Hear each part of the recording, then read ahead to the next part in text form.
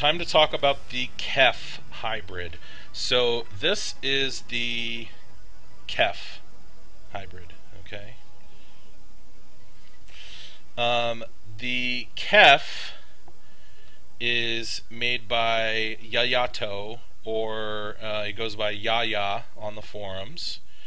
It is a Genesis style hybrid. It's made of 304T stainless steel. The connectors are brass. The exterior of the connectors is chrome plated brass, but the contact surfaces are polished brass. It is 125 millimeters tall in 18350 mode. It is 155 millimeters tall in 18650 mode. The diameter of the atomizer portion is 20 millimeters. The diameter of the body tapers. It's 24 millimeters at the widest point and tapers down to 22 millimeters at the base. The air hole is 1.1 mil. The wick hole for the mesh is 2.5 millimeters, and the tank capacity is approximately 3.5 milliliters of juice. And the price on the device is 130 euro. It is available on Vaporwall, in YaYa corner in the modders section, if you're interested in picking one of these up. So it's an interesting design. You know, it's all steel. It functions like a bottom switch device, where you press on the bottom of the device with your pinky or the palm of your hand or whatever to fire it. Except the way that this works is, instead of there being a button on the bottom, the button is actually this section of the device right here.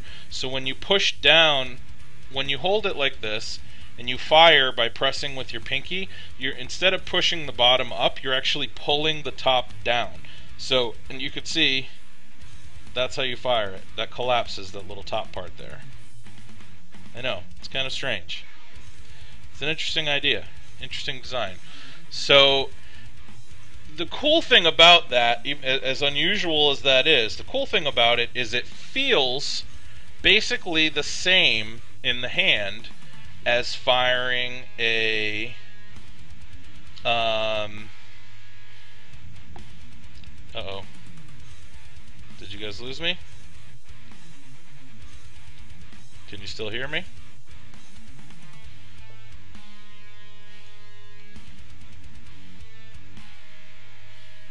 I'm back. Okay. All right. So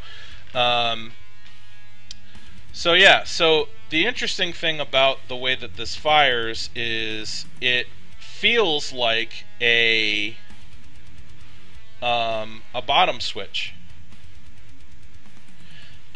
Even though it fires by pressing the top down. Just the way that you hold it and the way that you fire it, it feels like you're applying pressure to the bottom to fire it.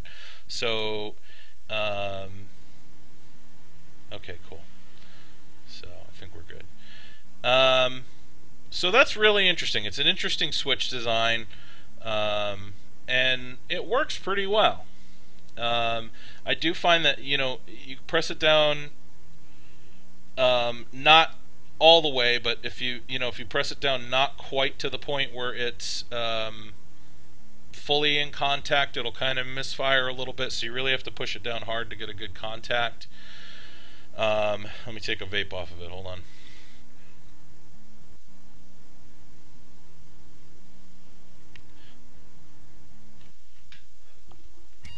Works alright though. So, it's a pretty hefty hybrid. Even in 350 mode, it's very thick metal. It feels very well made. It feels very sturdy in the hand. It's definitely beefy. It reminds the feel of it kind of reminds me of the Mister a little bit. It's very thick metal and it's a heavy device. You know, it feels almost like you could, you know, throw it against a wall and not have to worry about it. It has an integrated drip tip. The drip tip is actually part of the top cap there.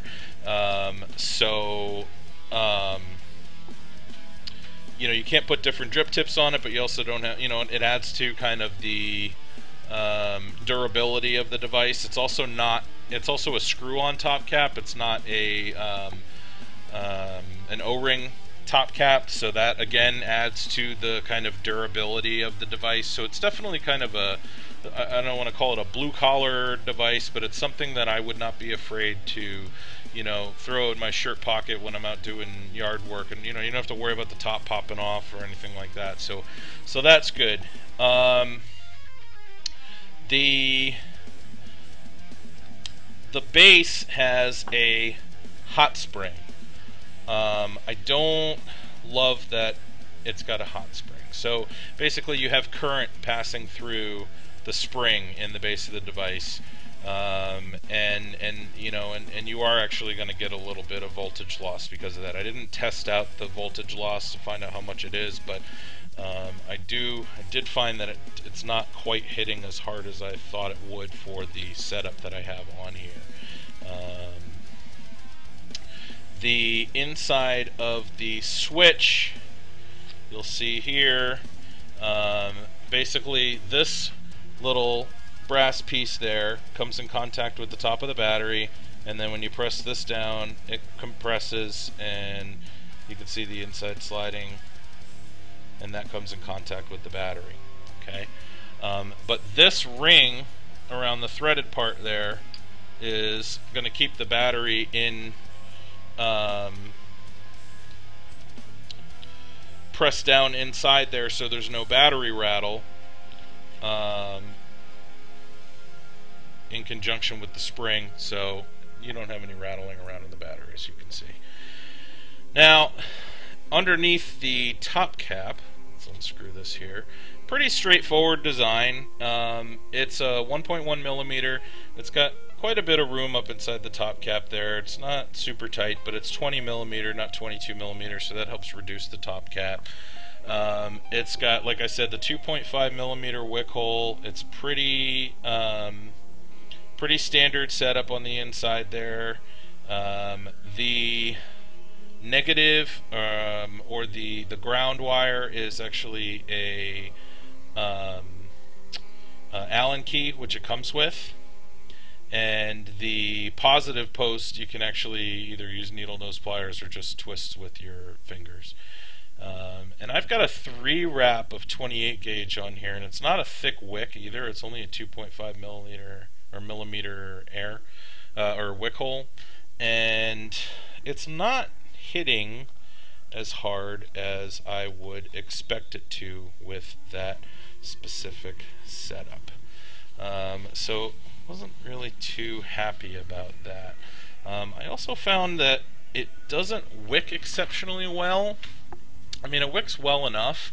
I'm using the 7x19 cable, which I find wicks extremely well, but for every other device I've used the 7x19 on, I haven't had to tilt to get it to wick properly. With this one, I found that I do have to give it a pretty good tilt, or else I do get some dry hits. I don't know if that has to do with the small fill hole, or what about the design. Maybe because it's a tall tank and it's got to wick up a good amount of distance. I'm not sure specifically why that is an issue, but I did find that it doesn't wick fantastic. I'll take another vape.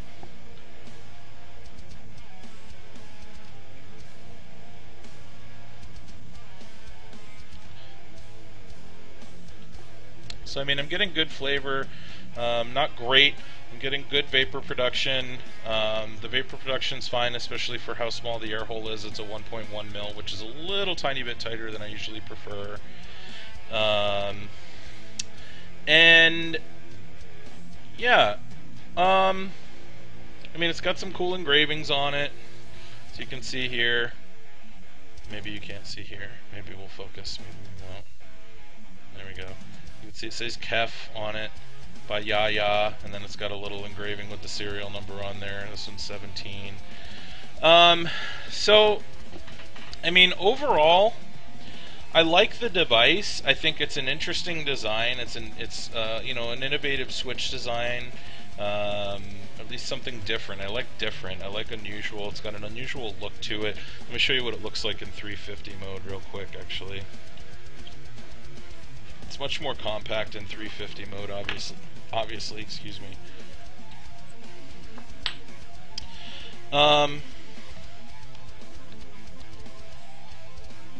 So this is in 350 mode. A lot more compact. I'll hold this up next to the Vela Latina. So this is an 18500 in the Vela Latina next to the KeFf hybrid in the 18350 mode. So, you know, it is certainly not a compact device. Yeah, I mean, so overall, I like it. I don't love it though. You know, the machine quality is really good on it. Like I said, it feels very well made. It's heavy. It feels durable.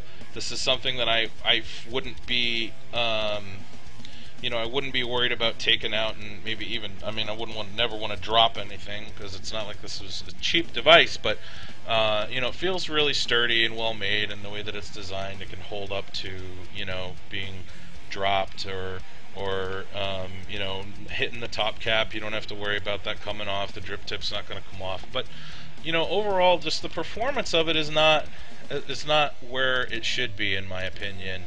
I found, like I said, you have to press down kind of firmly to get it to fire properly. I found that I had some misfires if I didn't press it down all the way.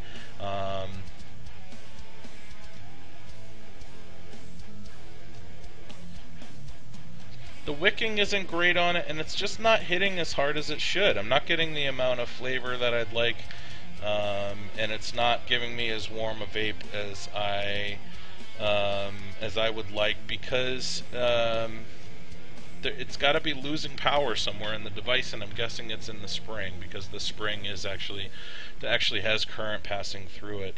So you know, overall, would I recommend the device? Yes. You know, it's pretty reasonably priced at 130 euro. It's less than a lot of other hybrids on the market. I do feel like this is something that you can